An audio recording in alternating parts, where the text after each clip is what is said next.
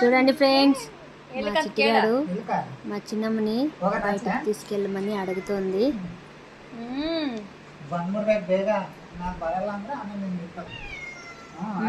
చూడండి ఎలా పిలుస్తోందో చూసారా.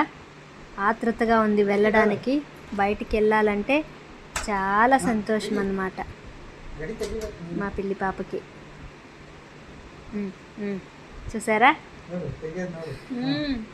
మీలో ఎంతమందికి పెట్స్ అంటే ఇష్టం ప్లీజ్ లైక్ చేయండి ఫ్రెండ్స్. మా పిల్లి పాప కోసం కూడా లైక్ ఇవ్వండి ప్లీజ్.